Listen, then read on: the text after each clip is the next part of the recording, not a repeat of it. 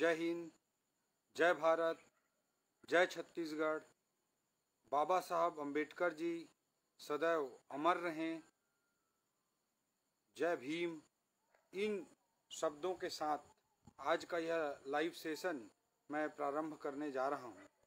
मित्रों, आज ही के दिन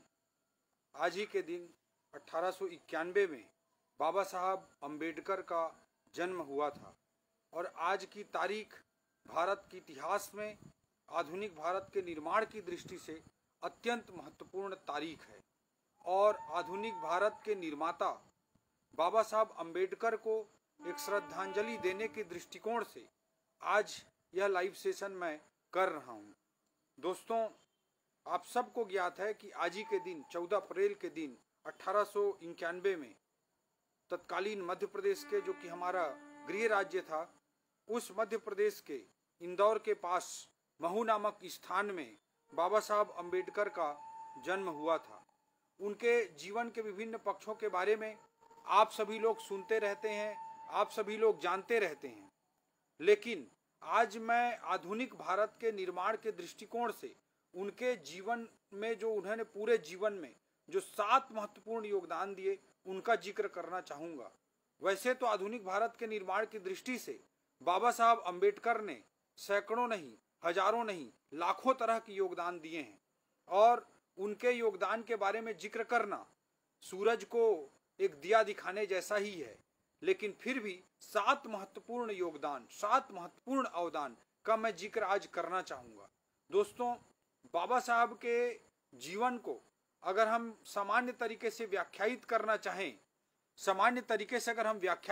चाहें, तो दोस्तों अलग तरीके से हम एक दृष्टिकोण से हम यह कर सकते हैं कि भारत में जब जब अलग प्रकार की समस्याएं आई हैं, भारतीय संस्कृति के दृष्टिकोण से जब जब कुछ विचलन आया है, जब जब भारत की दिशा बिगड़ी है, तो अलग अलग महापुरुष भारत के ही भूमि से पैदा होते रहे हैं और ऐसे महापुरुषों ने उस बिगड़ते लाइन को, उस बिगड़ते दिशा को सुधारने का काम किया है और भारत को एक सही दिशा में लाया है। तो बाबा साहब के 7 अवदानों के बारे में जिक्र करने से पहले इस तरह के जो महापुरुष हुए हैं वही इतिहास बनाते हैं और इतिहास में दशकों, सदियों, हजारों साल बीत जाने के बावजूद हम सब लोग उन्हें हमेशा याद करते हैं।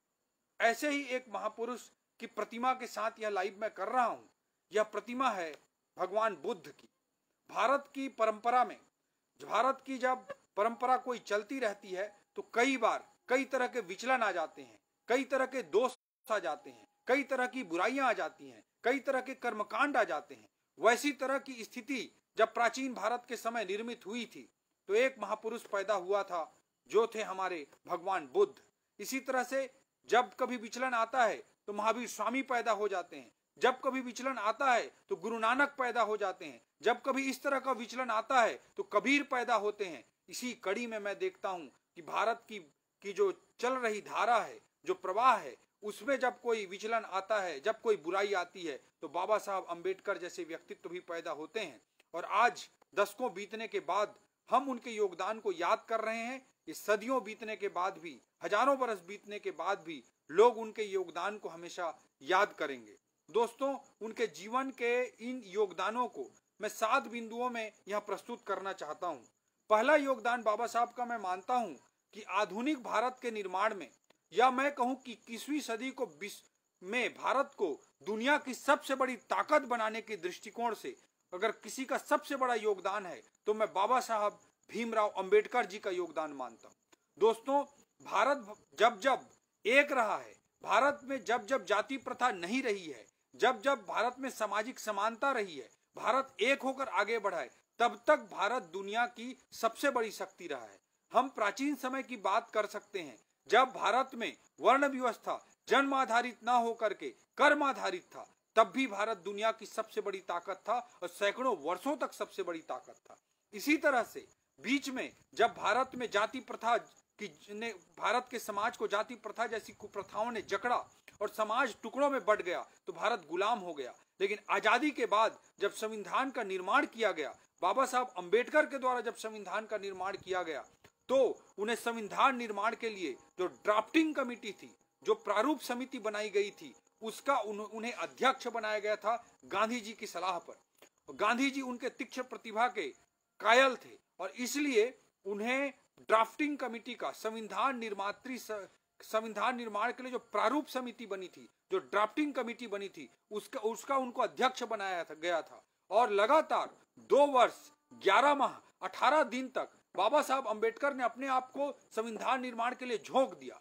और इस संविधान निर्माण की प्रक्रिया में भारतीय संविधान के भाग 3 में अनुच्छेद 14 से 18 तक सामाजिक समानता के मूल्य को उन्होंने कानूनी अधिकार के रूप में स्थापित किया और भारत के पिछड़े, भारत के शोषित, भारत के दलित, भारत के वंचित समुदायों को जो सामाजिक न्याय का मूल्य था उसको वैधानिक अधिकार के रूप में, संवैधानिक अधिकार के रूप में बाबा साहब ने प्रदान किया।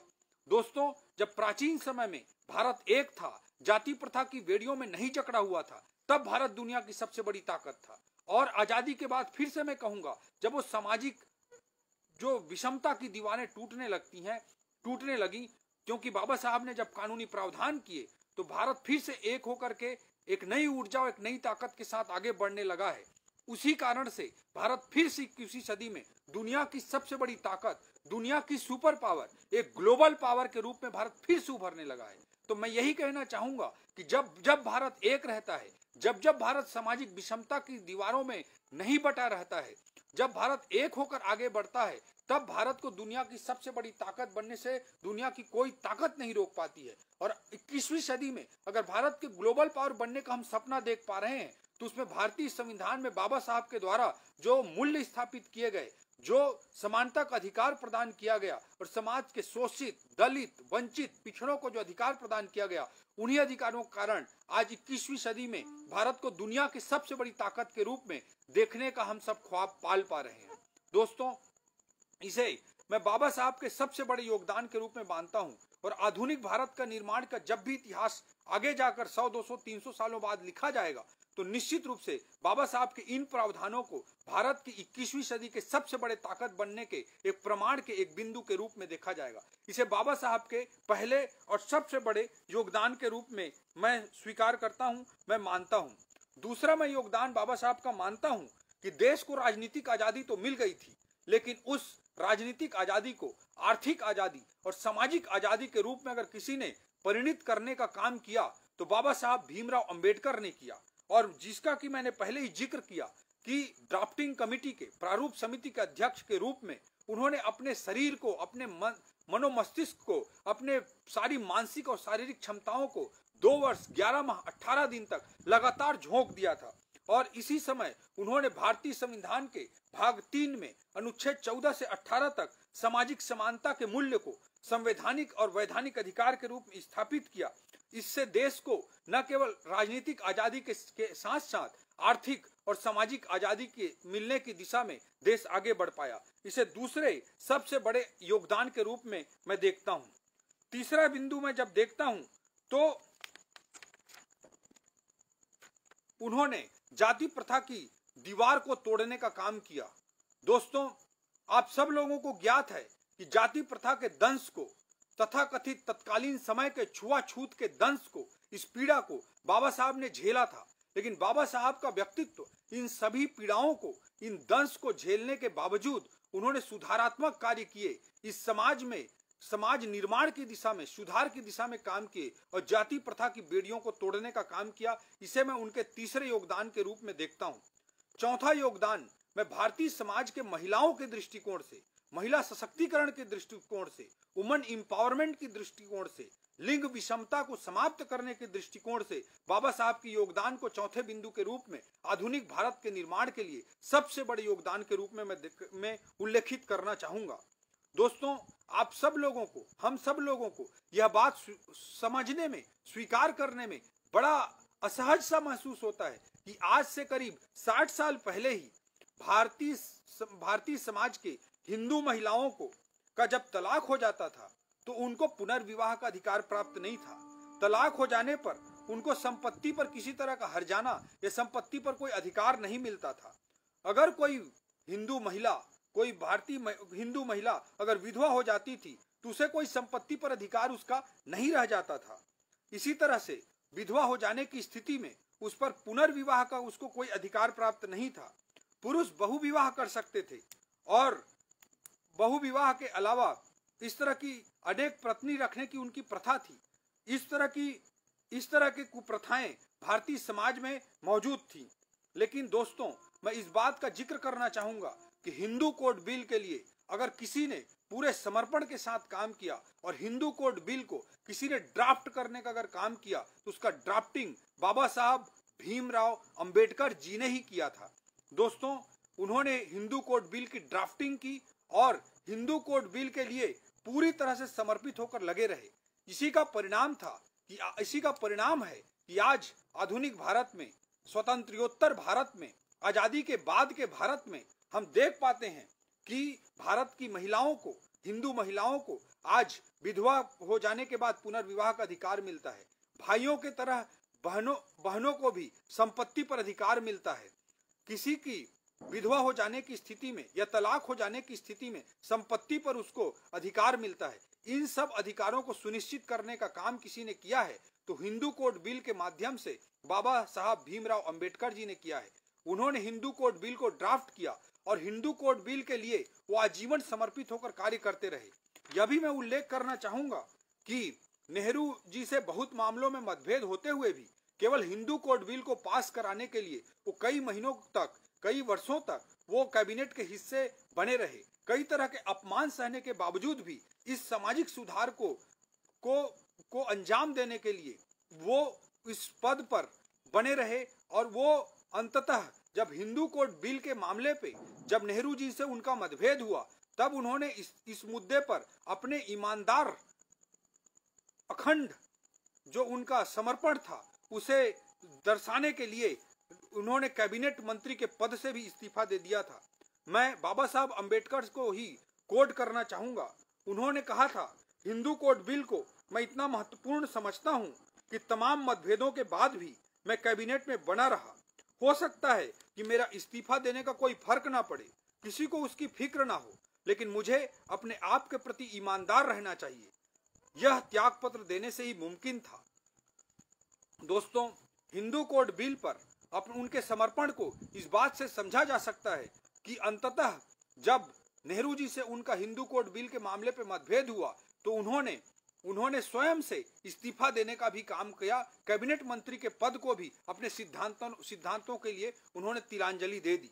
दोस्तों, इस कदर का समर्पण हिंदू कोड बिल के प्रति था और आज आधुनिक भारत में हमारी बहनों को, हमारी माताओं को जो अधिकार मिल पाए हैं उसके लिए ही बाबा साहब अंबेडकर को हम कभी नहीं भुला सकते। और आधुनिक भारत के निर्माण का सपना हम तब तक नहीं देख सकते थे जब तक महिला सशक्तिकरण के, वुमन एम्पावरमेंट के कदमों को इस तरह से क्रांतिकारी ढंग से बाबा साहब के द्वारा आगे नहीं बढ़ाया गया होता। तब तक आधुनिक भारत की कल्पना भी हम नहीं कर सकते थे। आधुनिक भारत की जो कल्पना बाबा साहब ने की उसमें महिलाओं का सशक्तिकरण निश्चित रूप से शामिल था और यही उनका समर्पण था हिंदू कोड बिल के प्रति। इसको मैं उनके चौथे योगदान के रूप में आधुनिक भारत के निर्माण की दृष्टि से देखता हूँ। पांचवा बिंदु मैं कहना चाहूंगा, भारत की एकता और अखंडता के लिए उनका समर्पण किस कदर था, इस बात को समझने के लिए अनुच्छेद 370 के बिंदु पर हमें जाना चाहिए। दोस्तों, अनुच्छेद 370 के ड्राफ्टिंग का जिम्मा तत्कालीन प्रधानमंत्री पंडित जवाहरलाल नेहरू जी ने अंबेडकर जी को दिया था। लेकिन इतिहास की सच्चाई है कि बाबा साहब अंबेडकर ने धारा 370 का विरोध किया था और उसे देश की एकता और अखंडता के विपरीत मानते हुए उन्होंने धारा 370 के अनुच्छेद 370 की ड्राफ्टिंग करने से मना कर दिया गया था और बाद में उसे नेहरू जी द्वारा, गोपाल स्वामी अयंगार जी के द्वारा शायद ड्राफ्टिंग कराई गई थी। लेकिन बाबा साहब अंबेडकर ने अनुच्छेद 370 के ड्राफ्टिंग से साफ साफ नेहरू जी को मना कर दिया था। ये देश की एकता और अखंडता के प्रति उनका समर्पण था, उनका दूरदर्शिता थी, उनका विजन था कि आधुनिक भारत के निर्माण की दृष्टि से अनुच्छेद 370 जैसे बिंदु भारत के संविधान में, भारत की व्यवस्था में नहीं होना चाहिए। इस बात के प्रति उनका स्पष्ट दृष्टिकोण, बाबा साहब अंबेडकर का स्पष्ट दृष्टिकोण देखा जा सकता है और इसे मैं पांचवें योगदान के रूप में देखता हूं कि बाबा साहब ने अनुच्छेद 370 के ड्राफ्टिंग से साफ साफ नेहरू जी को मना कर दिया था। ये आधुनिक भारत के निर्माण के प्रति उनकी दूरदर्शी सोच और विजन का ही नतीजा था। बाबा साहब के आधुनिक भारत के निर्माण की दृष्टि से बाबा साहब के 6वें योगदान के रूप में मैं कहना चाहूंगा कि दोस्तों, हिंदू जो परंपराएं थी उसमें जो विसंगतियां थी, जो जाति प्रथा, अस्पृश्यता जैसी बुराइयां और कर्मकांड जैसी चीजें आ गई थी, उसका बाबा साहब अंबेडकर आजीवन विरोध किए। और मैं यह बताना चाहूंगा कि आजीवन उन्होंने विरोध जरूर किया, लेकिन अंततः जब उन्होंने इसके प्रति सुधारवादी रवैया अपनाते हुए जाति प्रथा से क्षुब्ध रहे, वो भारत की इस सब कुप्रथाओं से वे क्षुब्ध रहे, तो उसके दंश को झेले, पीड़ा को झेले, लेकिन अंततः उन्होंने जब धर्म परिवर्तन किया, धर्म शब्द भी मैं प्रयोग नहीं करना चाहूंगा, जब उन्होंने अपना मार्ग बदला तो उन्होंने भारत की भूमि से ही पैदा हुए बौद्ध धर्म को स्वीकार किया। और भगवान बुद्ध की प्रतिमा के साथ में यह लाइव इसीलिए कर रहा हूं क्योंकि भगवान बुद्ध की प्रेरणाओं से, उनके सीख से, उनके जीवन से, उनके संदेश से बाबा साहब अंबेडकर अत्यंत प्रभावित थे। दोस्तों, उन्होंने नागपुर की दीक्षा भूमि पर लगभग 5 लाख अनुयायियों के साथ जो बौद्ध धर्म को स्वीकार किया था, और साथ में उन्होंने यह भी स्पष्ट किया था कि जो विदेशी साजिशें हैं, विदेशी जमीन पर उपजे हुए और विदेशी साजिशों के तहत जो धर्म चलाए जा रहे हैं, उनके साथ ना जाकर के उन्होंने भारत की भूमि से एक सुधारात्मक धर्म, जो पंथ जो पैदा हुआ था, एक जो मार्ग पैदा हुआ था, उस मार्ग को उन्होंने चुना और यह संदेश दिया कि हमारी संस्कृति में अगर कोई कुप्रथा आती है, कोई बुराई आती है, तो उसका सुधारात्मक रवैया भगवान बुद्ध ने जो दिखाया है, उस तरह के रवैये से, उस तरह के मार्ग को हमको अपनाना चाहिए। यह भारतीय संस्कृति और उनके सांस्कृतिक व्यक्तित्व को इंगित करता है। और बाबा साहब के 6वें योगदान के रूप में मैं इस बात को देखता हूं कि भारत की संस्कृति, भारत की परंपरा और भारत के सुधारात्मक मार्ग को हमें अपनाना चाहिए। यह संदेश बाबा साहब के जीवन से मिलती है और आधुनिक भारत के निर्माण की दृष्टि से मैं इसे उनके 6वें योगदान के रूप में देखता हूं। उनका 7वां और सबसे बड़ा मैं योगदान मानता हूं कि उन्होंने बचपन से हमेशा अनेक प्रकार के दंश को, अनेक प्रकार के दर्द को, अनेक प्रकार के पीड़ा को झेला, लेकिन उन्होंने कभी प्रतिक्रियावादी व्यक्तित्व का इजहार नहीं किया। वो कभी रिएक्शनरी नहीं हुए, किसी चीज के प्रति उन्होंने रिएक्शन नहीं दिया। खुद मसाल की तरह जलते रहे, खुद दिए की तरह जलते रहे, लेकिन दुनिया को उन्होंने सुधार का रास्ता दिखाया, दुनिया को उन्होंने प्रकाश देने का काम किया। कई बार होता है कि बचपन में हम कई पीड़ा झेलते हैं, तो उस पीड़ा को झेलने के कारण हमारा व्यक्तित्व प्रतिक्रियावादी हो जाता है, हम बदले की भावना से काम करने लगते हैं। लेकिन जो महान व्यक्तित्व होते हैं वो सुधार के प्रति अपने जीवन को समर्पित कर देते हैं, सुधार के प्रति अपने आप को झोंक देते हैं। दोस्तों, आप सब लोगों को पता होगा कि बचपन में से वो पढ़ना चाहते थे, और जब वो पढ़ने के लिए जाने लगे तो उनको अनेक प्रकार के दर्द का सामना करना पड़ा। आप लोगों को सबको ज्ञात होगा कि एक बार स्कूल के क्लास पे एक ब्लैक बोर्ड पे उन्हें टीचर ने कुछ लिखने के लिए बुलाया, तो सभी अनेक बच्चे खड़े हो गए जो तथाकथित सवर्ण वर्ग के बच्चे थे, और वो उसका विरोध करने लगे, क्योंकि उस ब्लैक बोर्ड के पीछे में उस सवर्ण बच्चों के तथाकथित सवर्ण बच्चों के टिफिन रखे हुए थे, और इसके कारण से जोर से वहां पे हल्ला होने लगा। इस तरह का दर्द बाबा साहब ने झेला। स्कूल में जब वो जाते थे तो नल की टोटी को दूसरा बच्चा खोलता था, तब वो पानी पीते थे और दूसरा बच्चा फिर नल की टोटी को बंद करता था। इस तरह का दर्द उन्होंने झेला। दोस्तों, जब वो ऑफिसर बन गए, बड़ौदा में जाकर रहने लगे, तो आपको मैं बताना चाहूंगा कि उनको किराया का पैसा देने के बाद भी किराए का मकान ठीक से नहीं मिल पा रहा था।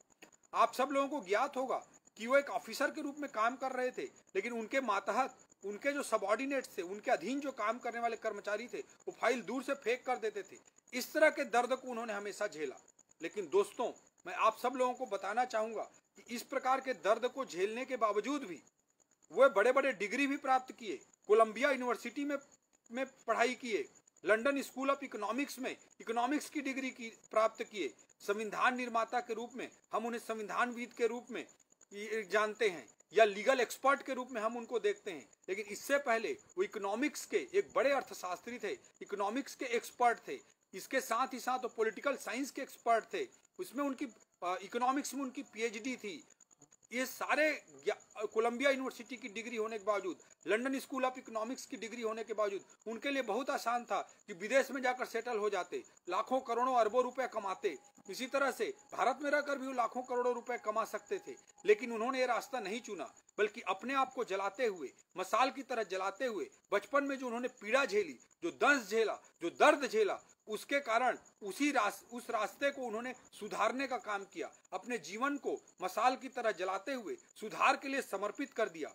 इसे मैं उनके 7वें बड़े योगदान के रूप में रेखांकित करता हूँ। युवावस्था में ही शुरू से ही लंदन स्कूल ऑफ इकोनॉमिक्स या कोलंबिया यूनिवर्सिटी की डिग्री होने के बावजूद वो जाकर कोई नौकरी चाकरी या पैसा कमाने में नहीं लग गए, बल्कि वे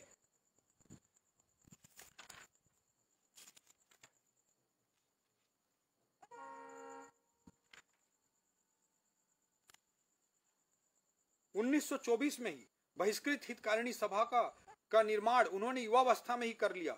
और बहिष्कृत हितकारिणी सभा का निर्माण करके सामाजिक फ्रंट पर, सोशल फ्रंट पर, सामाजिक मोर्चे पर उन्होंने लड़ाई लड़ना प्रारंभ किया। और तथाकथित उस समय जो कुप्रथा थी, जो गलत प्रथाएं थी, अस्पृश्यता की, उन सब के खिलाफ लड़ाई लड़े। और दिनचर्या की जो समस्याएं आती थी, किसी को मंदिर में प्रवेश करने नहीं दिया जा रहा है, किसी को कुएं का पानी नहीं पीने दिया जा रहा है, किसी को नल की टोटी नहीं छूने दिया जा रहा है, इस तरह की जो कुप्रथाएं थी, उनके खिलाफ सामाजिक लड़ाई उन्होंने युवावस्था में ही चालू कर दी। दोस्तों, जिस आदमी के पास उस जमाने में कोलंबिया यूनिवर्सिटी की डिग्री थी, उस जमाने में लंदन स्कूल ऑफ इकोनॉमिक्स की डिग्री थी, वह व्यक्ति अपने जीवन को झोंक दिया, बहिष्कृत हितकारिणी सभा जैसे सामाजिक मंच पर काम करना चालू कर दिया। और इसी कारण से, और उन्होंने जो दंश बचपन में झेला, जो दर्द बचपन में झेला, उसके प्रति किसी भी प्रकार का प्रतिक्रिया उन्होंने नहीं दिया। प्रतिक्रियावादी उनका व्यक्तित्व नहीं हुआ, बल्कि उन्होंने सुधारात्मक दिशा में काम किया और सुधार की दिशा में काम करते हुए पूरे जीवन को खपा दिया। और आजीवन 1956 में, 6 दिसंबर 1956 में अपने मृत्यु के अंतिम दिन तक सामाजिक मोर्चे पर लड़ाई लड़ते रहे। दोस्तों, राजनीतिक रूप से भी मैं कुछ बिंदुओं को रखना चाहूंगा। आज भारतीय जनता पार्टी मोदी जी के नेतृत्व में आज के दिन को समरसता दिवस के रूप में मना रही है। समरसता दिवस के रूप में भारतीय जनता पार्टी से भी अनेक तरह के बिंदु मुझे प्राप्त हुए हैं। बाबा साहब के परिनिर्वाण दिवस के अवसर पर या जयंती के अवसर पर मैं हमेशा लाइव करने की कोशिश करता हूं, लेकिन आज समरसता दिवस के अवसर पर विशेष रूप से भारतीय जनता पार्टी में भी इस तरह के कार्यक्रम आयोजित हो रहे हैं। इसके लिए मैं नरेंद्र मोदी जी को, भारतीय जनता पार्टी को भी धन्यवाद देना चाहूंगा कि उनके अस्तित्व को, उनकी स्मृति को हमेशा ऊपर उठाने के लिए यह पार्टी संकल्पबद्ध है, आगे बढ़ाना चाहती है। दोस्तों, कांग्रेस की दृष्टिकोण से मैं कुछ बिंदुओं को रखना चाहूंगा। कांग्रेस ने हमेशा बाबा साहब अंबेडकर के व्यक्तित्व के साथ धोखा किया। उनका जो बहुत बड़ी हाइट थी, उसके साथ कभी जस्टिस नहीं किया।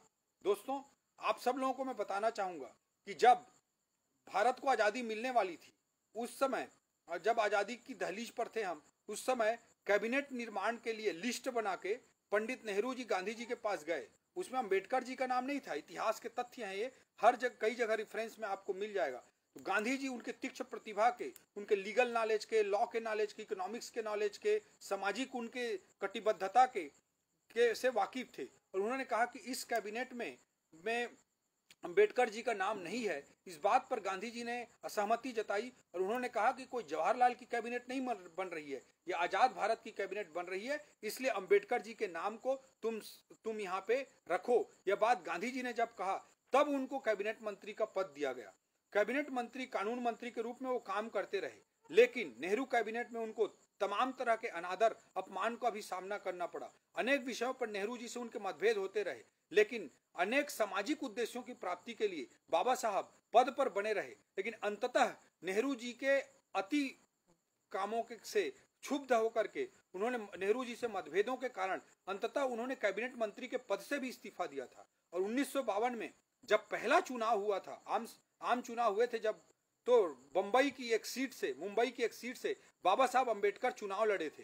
और बाबा साहब अंबेडकर जब चुनाव लड़े थे तो कांग्रेस ने उन्हें अपमानित करने के लिए उनके पीए को उनके विरुद्ध चुनाव लड़ा करके उनको चुनाव में हरवाया था। इसी तरह से 1953-54 के आसपास फिर जब बाई इलेक्शन हुआ, उसमें भी कांग्रेस ने उनके खिलाफ कैंडिडेट खड़ा किया और उनको चुनाव में हार कर आया था। यह अंबेडकर जी के साथ कांग्रेस का वास्तविक व्यवहार था। दूसरा चीज मैं बोलना चाहूंगा मित्रों,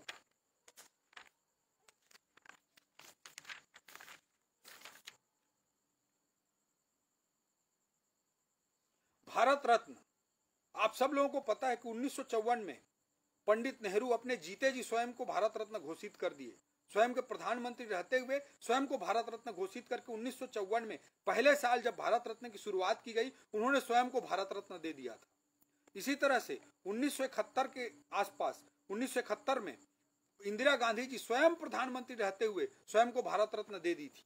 लेकिन मैं दोस्तों यह कहना चाहता हूं, 1954 में भारत रत्न प्रारंभ हुआ था और 1989 तक कांग्रेस की लगभग पूरे समय लगभग सरकार रही। चंद कुछ वर्षों को छोड़ दिया जाए, 1977 से 1980 के बीच को 54 से 64, 74, 84, 35 और 35 में 3 घटा दें तो 32। 1954 में भारत रत्न की शुरुआत हुई। उसके बाद 1989 तक करीब 34 वर्षों तक 54 से 64, 74, 84, इन 35 वर्षों में 32 वर्षों तक 1954 में भारत रत्न की शुरुआत हुई। उसके बाद 1989 तक के जो हम 35 वर्ष को लें, इन 35 वर्षों में 32 वर्ष कांग्रेस ने शासन किया। लेकिन इन 32 सालों में बाबा साहब अंबेडकर को भारत रत्न घोषित करने के लिए कांग्रेस को समय नहीं मिला, कांग्रेस को फुर्सत नहीं मिली। 1954 में पंडित नेहरू स्वयं प्रधानमंत्री होते हुए स्वयं को भारत रत्न दे दिए। 1971 में इंदिरा गांधी जी स्वयं प्रधानमंत्री रहते हुए स्वयं को भारत रत्न दे दी। लेकिन इन 32 सालों में 1989 से पहले कांग्रेस ने बाबा साहब अंबेडकर को भारत रत्न घोषित नहीं किया। 1990 में जाकर के बीपी सिंह जी की सरकार थी, जब भारतीय जनता पार्टी का भी उसमें रोल था, उस समय जाकर के बाबा साहब अंबेडकर को भारत रत्न प्राप्त हो सका। ये हमारे इतिहास की, आजाद भारत के इतिहास की एक बहुत बड़ी सच्चाई है। और कांग्रेस के परिवारवाद की जो संस्कृति है, जो गांधी परिवार से उनको आगे कुछ नहीं दिख पाता। 1954 में पंडित नेहरू स्वयं को भारत रत्न घोषित कर दिए प्रधानमंत्री रहते हुए। 1971 में इंदिरा गांधी जी स्वयं प्रधानमंत्री रहते हुए अपने आप को भारत रत्न घोषित कर दी। लेकिन अंबेडकर जी को कांग्रेस सरकारों ने 32 सालों तक भारत रत्न नहीं दिया। 1990 में जाकर के उनको भारत रत्न दिया जा सका। इसी तरह से संसद में, पार्लियामेंट के सेंट्रल हॉल में उनके चित्र को स्थापित करने की बात हो, ये भी कांग्रेस ने नहीं किया। इसी तरह के अनेक बिंदुओं को हम देख सकते हैं कि कांग्रेस ने हमेशा अंबेडकर जी के साथ अन्याय ही किया। आज मोदी जी को मैं धन्यवाद देना चाहता हूं कि उनके जन्म दिवस को समरसता दिवस के रूप में मनाया जा रहा है। मोदी जी को मैं धन्यवाद देना चाहता हूं कि उन्होंने उनका जो भवन था, जहां पे वे निवास करते थे दिल्ली में, उसको राष्ट्रीय स्मारक घोषित किया है। कांग्रेस ने त्रिमूर्ति भवन, जहां पंडित नेहरू रहते थे, उसको तत्काल राष्ट्रीय स्मारक घोषित कर दिया। उस पे लाल बहादुर शास्त्री जी जब रहने गए थे तो इंदिरा गांधी जी ने उनको कैसे बाहर निकालने का काम किया था, ये इतिहास की सच्चाई है। इसी तरह से इंदिरा गांधी जी जहां रहती थी, उनकी मृत्यु के बाद उसको राष्ट्रीय स्मारक घोषित कर दिया गया। लेकिन बाबा साहब अंबेडकर जहां रहते थे, उनको राष्ट्रीय स्मारक क्यों घोषित नहीं किया गया? ये कांग्रेस को का जवाब, इस ऐतिहासिक तथ्य का जवाब कांग्रेस के पास कदापि नहीं है। उसको राष्ट्रीय स्मारक अगर किसी ने बनाने का काम किया है तो आदरणीय नरेंद्र मोदी जी ने किया है। इसी तरह से उनके जीवन से संबंधित 5 महत्वपूर्ण स्थलों को भी नरेंद्र मोदी जी ने स्मारक के रूप में विकसित करने का काम किया है। और बाबा साहब अंबेडकर के व्यक्तित्व को, कृतित्व को और उनके महान जीवन आदर्शों को आगे बढ़ाने का काम नरेंद्र मोदी जी कर रहे हैं। तो राजनीतिक रूप से इसके लिए मैं नरेंद्र मोदी जी का भी धन्यवाद ज्ञापित करना चाहता हूं, क्योंकि बाबा साहब अंबेडकर जैसा व्यक्तित्व इतिहास में बिरले होते हैं, अद्वितीय हैं। और भारत में जब जब कुप्रथाएं, जब जब कर्मकांड, गलत प्रथाएं आती हैं, तो बाबा साहब जैसा व्यक्तित्व आकर समाज को सही दिशा देने का काम करता है। और आधुनिक भारत के निर्माण में अगर मैं देखता हूं तो बाबा साहब से बड़ा योगदान किसी अन्य व्यक्ति का नहीं है। मैं 7 अवदान, उनके हजारों योगदान है, लेकिन मैं 7 अवदानों का जिक्र किया। पहला योगदान मैंने कहा कि भारत में सामाजिक समानता स्थापित करके, समाज को एक करके भारत को विश्व शक्ति बनाने की दिशा में उन्होंने संविधान में सामाजिक समानता को संवैधानिक मूल्य के रूप में स्थापित करके पहला बड़ा योगदान आधुनिक भारत के निर्माण में दिया है। दूसरा मैं कहना चाहूंगा कि देश को राजनीतिक आजादी तो मिल गई थी, लेकिन आधुनिक भारत के निर्माण की दृष्टि से सामाजिक और आर्थिक आजादी भी जरूरी थी। उस दृष्टिकोण से बाबा साहब अंबेडकर जी का दूसरा मैं सबसे बड़ा योगदान आधुनिक भारत के निर्माण की दृष्टि से मानता हूं। तीसरा बड़ा योगदान, आधुनिक भारत का निर्माण बिना जाति प्रथा की जैसी बुराइयों को समाप्त किए नहीं किया जा सकता। इस दृष्टिकोण से उन्होंने संविधान के भाग 3 में जो अनुच्छेद 14 से 18 तक जो वैधानिक मूल्य लागू किए और जाति प्रथा जैसी बुराइयों को समाप्त करने का काम किया, उसे मैं तीसरा योगदान मानता हूँ। चौथा उनका योगदान, मैं भारतीय महिलाओं को अधिकार देने के लिए, संपत्ति में अधिकार देने के लिए, भाइयों के समान अधिकार देने की दृष्टि से, विधवा हो जाने पर संपत्ति का अधिकार देने के लिए, तलाक हो जाने पर संपत्ति का अधिकार देने के लिए, इस तरह के जो सामाजिक सुधार महिलाओं के लिए उन्होंने किया, इसके बिना भी हम आधुनिक भारत की कल्पना नहीं कर सकते थे। पांचवा योगदान, तो अनुच्छेद 370 जैसे चीजों का विरोध करना उनके आधुनिक भारत के निर्माण की दृष्टि से उनकी दूरदर्शिता को दिखाता है। छठवां, मैं कहना चाहता हूं कि उन्होंने भारतीय संस्कृति, भारतीय परंपरा में जो बुराइयां थी, जाति प्रथा जैसी बुराइयां थी, उससे दूर हटते हुए नए धर्म को अपनाया, लेकिन भारतीय जमीन से उठे हुए धर्म, बौद्ध धर्म, भगवान बुद्ध के मार्ग को उन्होंने चुना, न कि विदेशी साजिशों का हिस्सा वो बने, बल्कि उन्होंने यह संदेश दिया कि विदेशी साजिशों का हिस्सा बने हुए भी किसी कुप्रथा का हम विरोध कर सकते हैं, और भारतीय संस्कृति के सुधारात्मक मूल्यों को हम अपनाकर बौद्ध धर्म जैसे चीजों को उन्होंने स्वीकार किया। इसे आधुनिक भारत के निर्माण की दृष्टि से मैं छठवां योगदान मानता हूं। और सातवां और सबसे बड़ा योगदान मैं मानता हूं कि उन्होंने बचपन में तमाम तरह के पीड़ा झेले, दंश झेले, लेकिन उन्होंने अपने व्यक्तित्व को प्रतिक्रियावादी होने नहीं दिया, बल्कि सुधारात्मक व्यक्तित्व की ओर अपने आप को लेकर गए और बहिष्कृत हितकारिणी सभा के माध्यम से संविधान में प्रारूप समिति के अध्यक्ष के रूप में 2 वर्ष 11 महीने 18 दिन तक अपने आप को खपाते हुए हिंदू कोड बिल का ड्राफ्टिंग करके या अनुच्छेद 370 का ड्राफ्टिंग ना करके, इस तरह से उन्होंने सुधारात्मक दिशा में अपने जीवन के अंतिम दिन तक अपने जीवन को झोंक करके उन्होंने काम किया। वो स्वयं मसाल की तरह जलते रहे, लेकिन सबको सुधार का रास्ता दिखाते रहे। वो स्वयं जलते रहे, लेकिन भारत के समाज को आधुनिक भारत के निर्माण के लिए प्रकाश देते रहे। ऐसा उनका व्यक्तित्व है। आज भारतीय जनता पार्टी इस समरसता दिवस के रूप में मना रही है।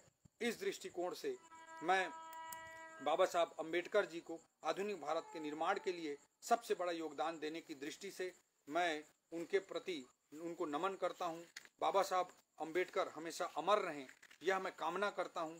और हम सब लोगों को मिल करके बाबा साहब के आदर्शों के आधार पर आधुनिक भारत के निर्माण की दिशा में हमेशा काम करना है। यह संकल्प लेने का आज दिन है। यह संकल्प लेते हुए मैं अपनी बात को समाप्त करता हूं। बाबा साहब अम्बेडकर हमेशा अमर रहें। जय भीम, जय भारत, जय हिंद, जय छत्तीसगढ़, जय भीम। बाबा साहब अम्बेडकर अमर रहें, अमर रहें, अमर रहें। जय भीम के उस घोष के साथ मैं आज की इस लाइव सेशन को समाप्त करना चाहूँगा। और इस अवसर पर यह भी कहना चाहूँगा कि कोरोना की महामारी अपने बहुत ही विकटतम स्वरूप में चली गई है। मैं आज खुद कई जीवन रक्षक दवाइयों के लिए डायरेक्टर हेल्थ, डायरेक्टर ड्रग्स, तो कई जनप्रतिनिधियों से बात करने के बाद भी कई चीज़ें उपलब्ध नहीं हो पा रही हैं। बेड, ऑक्सीजन, वेंटिलेटर, सब तरह की समस्या बहुत विकराल रूप धारण कर चुकी है हमारे छत्तीसगढ़ में। सभी साथियों को आज यह भी मैं आह्वान करना चाहूँगा कि किसी भी तरह से अपने आप को भी बचाएं और दूसरे जो इस संकट में फंसे हुए हैं उनको अपनी सारी क्षमताओं को उपयोग करते हुए कोरोना की इस महामारी का सामना करने के लिए अपना जो बेस्ट योगदान दे सकते हैं वह योगदान दें। और सबसे बड़ा योगदान तो मैं यही मानूंगा कि हम सब लोग नियमों का पालन करें और कोरोना को फैलने की दिशा में जरा भी आगे ना बढ़ें, बल्कि उसको रोकने की दिशा में काम करें। जय भीम। कोरोना से भी हम जीतेंगे और बाबा साहब अम्बेडकर के सपने के अनुसार आधुनिक भारत का निर्माण कर पाएंगे। इस भावना, इस कामना के साथ मैं अपनी बात को समाप्त करता हूँ। बाबा साहब अम्बेडकर अमर रहें। जय हिंद, जय भारत, जय छत्तीसगढ़, जय भीम।